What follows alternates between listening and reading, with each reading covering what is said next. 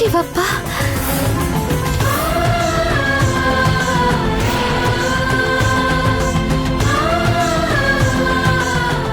ಅಮ್ಮ ಬಾರಮ್ಮ.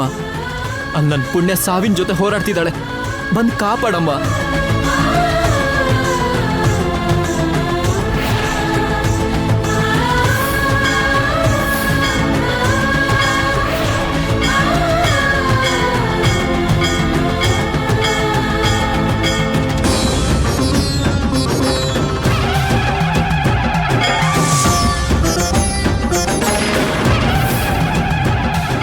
ಬಾರಮ್ಮ, ಬಂದು ನನ್ನ ಪುಣ್ಯನ ಕಾಪಾಡು. ಬಾರಮ್ಮ, ಬಂದು ಕಾಪಾಡು.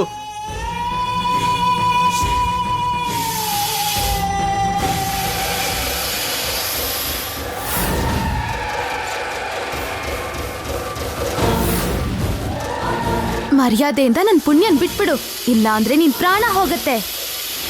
ನಿನ್ನಿಂದ ಈಗಾಗ್ಲೇ ನಾಗಜಾತಿ ತುಂಬಾನೇ ಕಷ್ಟಪಡ್ತಿದೆ, ಇನ್ ಸುಮ್ನೆ ಬಿಡೋ ಮಾತೇ ಇಲ್ಲ.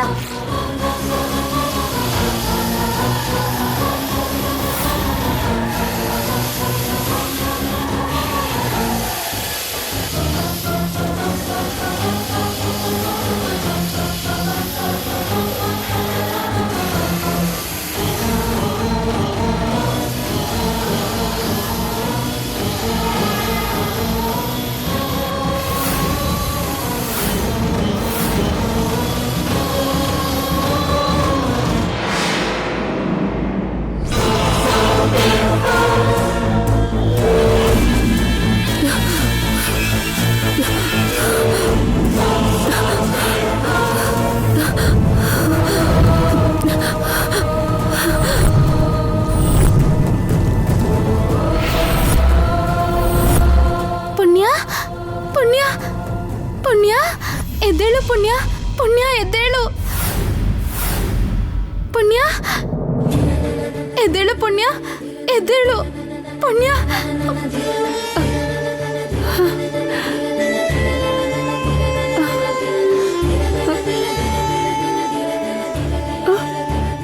ಮಾಲಾ,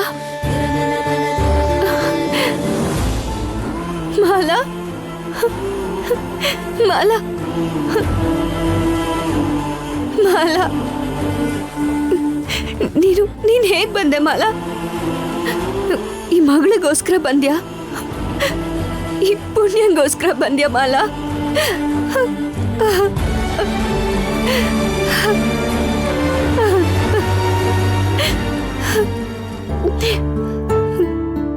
ಪುಣ್ಯ, ನಿನ್ ಮೇಲಿರೋ ಪ್ರೀತಿಗೆ ನಿನ್ಗೇನಾಗ್ಬಿಡುತ್ತೋ ಅನ್ನೋ ಭಯದಲ್ಲಿ ನಿನ್ನ ಅನಿರೋಧಲ್ಲಿ ಅರಿಶಿನ, ಕುಂಕುಮ, ನೀರು, ಹಾಲು, ಜೇನಿಂದ ಬ್ರಾಹ್ಮಿ ಮುಹೂರ್ತದಲ್ಲಿ ಚತುರ್ದಶ ತಿಥಿಯಲ್ಲಿ ಶಿವ ಪಾರ್ವತಿಗೆ ಆರತಿ ಎತ್ತೋ ಸಮಯದಲ್ಲಿ ಅಭಿಷೇಕ ಮಾಡಿ ನಾನ್ ಕಳ್ಕೊಂಡಿರೋ ಶಕ್ತಿನ ಮತ್ತೆ ಪಡೆಯೋ ಹಾಗೆ ಮಾಡ್ದ. ಬದುಕಿದ್ರೆ ಇಬ್ರು ಒಟ್ಟಿಗೆ ಬದುಕ್ತೀವಿ, ಇಲ್ಲ ಅಂದ್ರೆ ಒಟ್ಟಿಗೆ ಸಾಯ್ತೀವಿ. ನನ್ನ ಪುಣ್ಯನ ಯಾವತ್ತೂ ಒಂಟಿಯಾಗಿ ಬಿಡಲ್ಲ ಅಂತ ಮಾತು ಕೊಟ್ಟಿದ್ದೀನಿ. ನೀನು ಕಲ್ಲಾಗಿದ್ಯಾ, ನಿನ್ ಭಕ್ತರನ್ನ ನೀನ್ ಮರ್ತಿರ್ಬೋದು, ಆದ್ರೆ ನನ್ನ ಪ್ರೀತಿನ ನಾನು ಮರ್ತಿಲ್ಲ. ನಾನು ಬರ್ತಿದ್ದೀನಿ ಪುಣ್ಯ.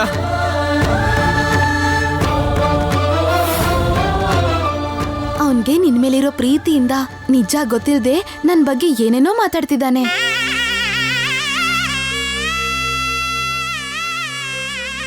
ಮಾಲಾ, ಹೇಗಿದ್ಯಾ ಮಾಲಾ? ಇಷ್ಟು ದಿನ ಎಲ್ಲಿ ಹೋಗಿದ್ದೆ ನೀನು? ಹೇಗಿದ್ಯಾ ಮಾಲಾ?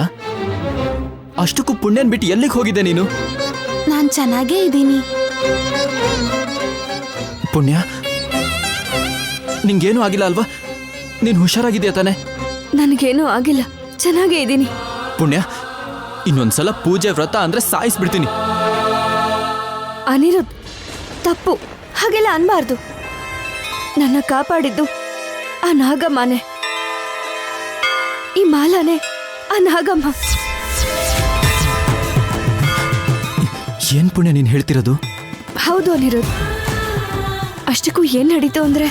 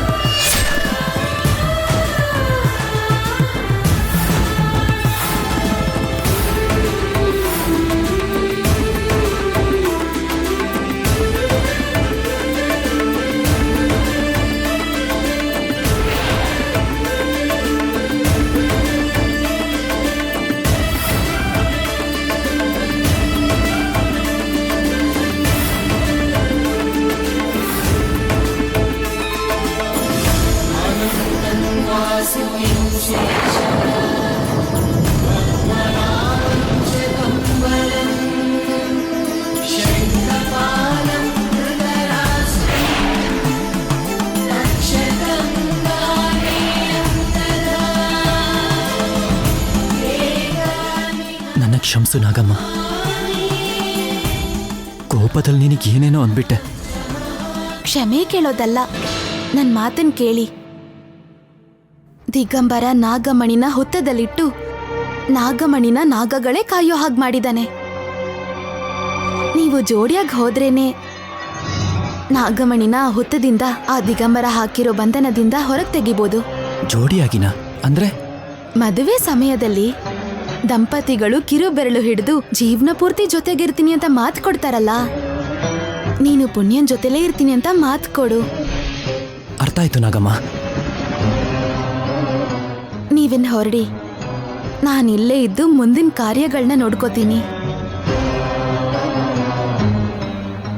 ಸರಿ ಸರಿ ನಾಗಮ್ಮ, ಹೋಗಿ ಬರ್ತೀವಿ.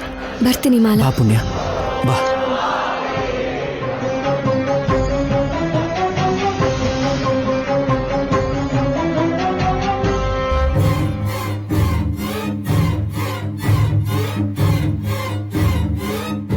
ಪರ್ಣಿಕಾ ಹೋಗಿ ಎಷ್ಟೊತ್ತಾಯ್ತು, ಇನ್ನೂ ಬಂದಿಲ್ವಲ್ಲ? ನನಗ್ಯಾಕೋ ಬಲ್ಗಣ್ಣು ಅದರ್ತಾ ಇದೆ.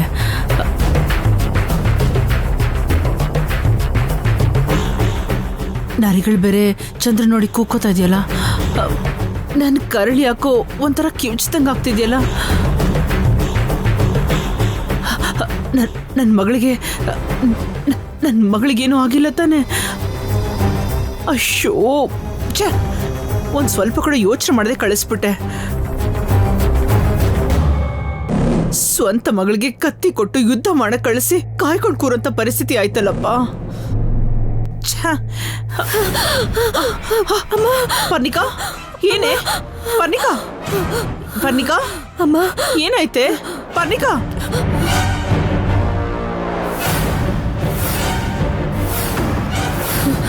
ಪರ್ಣಿಕಾ ಏನಾಯ್ತಮ್ಮ? ಯಾಕೆ ಇಷ್ಟೊಂದು ಭಯ ಪಡ್ತಿದ್ಯಾ? ಅಮ್ಮ, ಅದು ಅದು ದೊಡ್ಡ ದೊಡ್ಡ ಹಾವು. ಹಾವೆಲ್ಲೇ? ನೀನೇ ಹಾವಲ್ವಾ? ನೀನ್ ಯಾಕೆ ಹಾವು ಹೆದರ್ಕೋತಾ ಇದ್ಯಾ?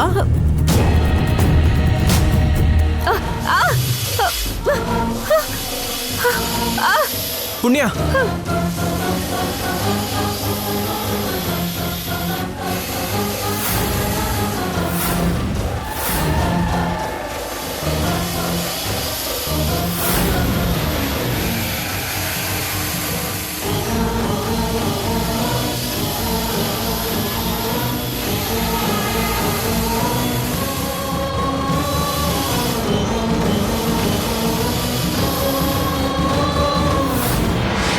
ಇನ್ನೊಂದು ಕ್ಷಣ ತಡ ಆಗಿದ್ದಿದ್ರೆ ಆ ಪುಣ್ಯನ್ ಪ್ರಾಣನ ನಾನು ತೆಗೆದು ಬಿಡ್ತಿದ್ದೆ ಅಮ್ಮ.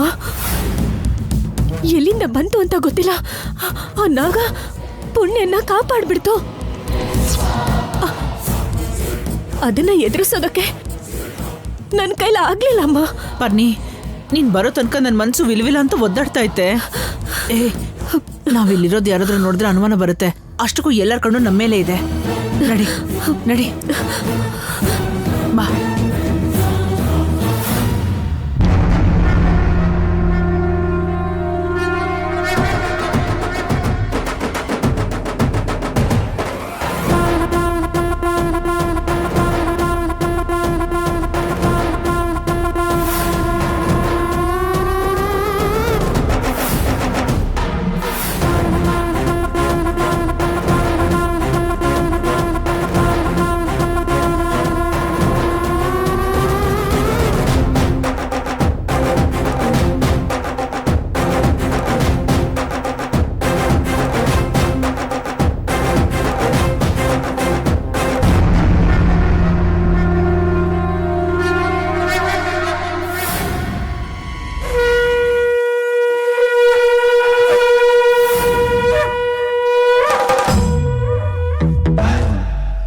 ದಿಗಂಬರ ನಾಗಮಣಿನ ಹುತ್ತದಲ್ಲಿಟ್ಟು ನಾಗಮಣಿನ ನಾಗಗಳೇ ಕಾಯೋ ಹಾಗೆ ಮಾಡಿದಾನೆ.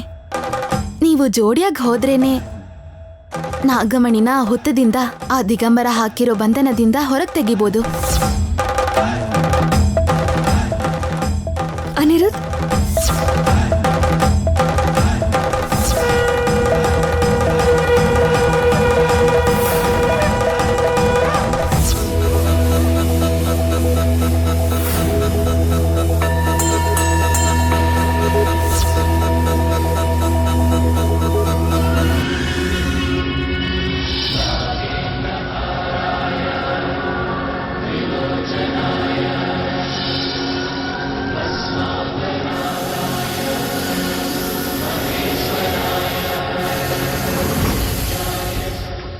ಅಮ್ಮ ನಾಗಮ್ಮ, ನಾವು ನಾಗಮಣಿನ ದುರುಪಯೋಗ ಪಡಿಸ್ಕೊಳ್ಳೋದಕ್ಕೆ ಬಂದಿಲ್ಲ.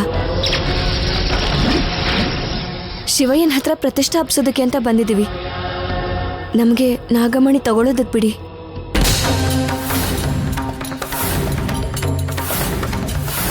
ನಮ್ಮ ಮೇಲೆ ದಿಗಂಬರನ ಆಜ್ಞೆ ಇದೆ. ನಾಗಮಣಿಯನ್ನ ಕಾಪಾಡೋದು ನಮ್ಮ ಕರ್ತವ್ಯ. ಈ ನಾಗಮಣಿ ದಿಗಂಬರನಿಗೆ ಸೇರಿದ್ದು. ಅದು ಒಳ್ಳೇದ ಕೆಟ್ಟದ ನಮಗೆ ಅವಶ್ಯಕತೆ ಇಲ್ಲ. ದಿಗಂಬರನ ಆಜ್ಞೆಯನ್ನ ಶಿರಸಾವಹಿಸಿ ಪಾಲಿಸ್ತೇವೆ.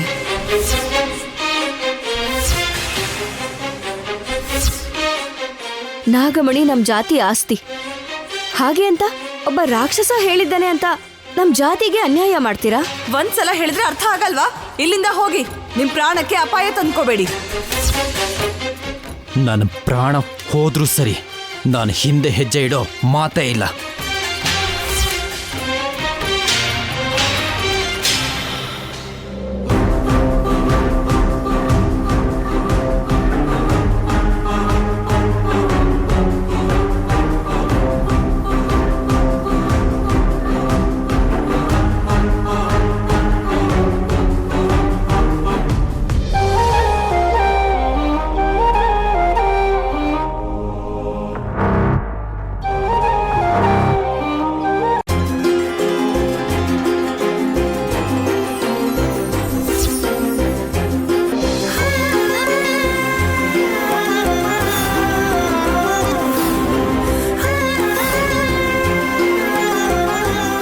ಶಿವಪ್ಪ, ನಾಗಗಳ ಆಸ್ತಿಯಾಗಿರೋ ಪರಮ ಪವಿತ್ರವಾಗಿರೋ ನಾಗಮಣಿನ ನಿಮಗೆ ಅರ್ಪಿಸಬೇಕು ಅಂತ ಅನ್ಕೊಂಡಿದ್ದೀವಿ. ನಮ್ಮಿಬ್ರು ಮನ್ಸಲ್ಲಿ ಒಂದ್ ಸ್ವಲ್ಪ ಕೆಟ್ಟ ಆಲೋಚನೆ ಇದ್ರೂ ಕೂಡ ನಮ್ ಪ್ರಾಣನ ತಗೊಂಡ್ಬಿಡು.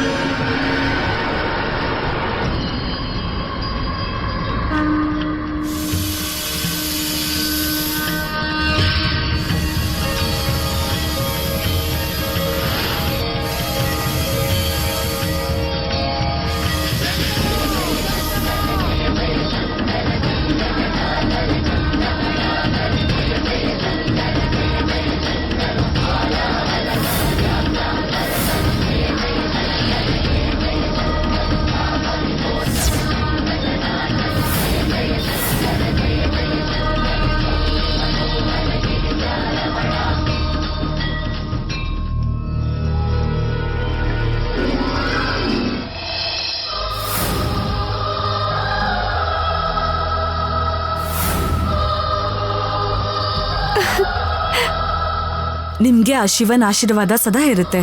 ನಿಮ್ ಮೂಲಕ ಆ ಶಿವ ಈ ಲೋಕಕ್ಕೇನೋ ಹೇಳ್ಬೇಕು ಅಂತ ಹೊರಟಿದ್ದಾನೆ. ನೀವಿನ್ನು ಹೊರಡಿ. ಇನ್ ನಿಮ್ಮನ್ನ ಯಾವ ಶಕ್ತಿನೂ ತಡೆಯಲ್ಲ.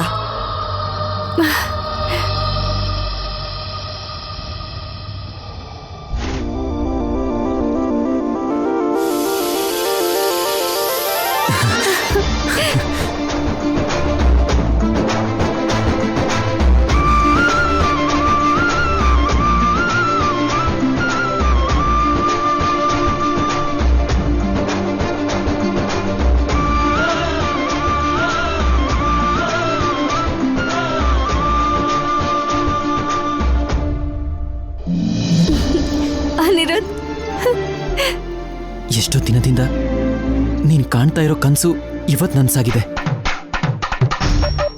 ಇನ್ ಒಂದ್ ಕ್ಷಣನೂ ಯೋಚನೆ ಮಾಡ್ದೆ ನಾಗಮಣಿನ ಪ್ರತಿಷ್ಠಾಪನೆ ಮಾಡಬೇಕು. ನಡಿ ಪುಣ್ಯ.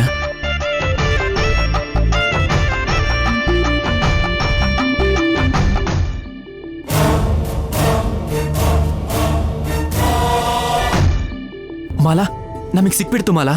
ಮಾಲಾ, ಇಲ್ಲೋಡು ನಾಗಮಣಿ. ಒಳ್ಳೆ ಕೆಲ್ಸಕ್ಕೆ ಆ ದೇವ್ರು ಯಾವಾಗ್ಲೂ ಜೊತೆಗೆ ಇರ್ತಾನೆ. ಕೆಟ್ಟೋರು ಮೊದ್ಲೇನೋ ಗೆಲ್ತಾರೆ, ಆದ್ರೆ ಕೊನೆದಾಗ ಗೆಲ್ಲೋದು ಒಳ್ಳೇದು.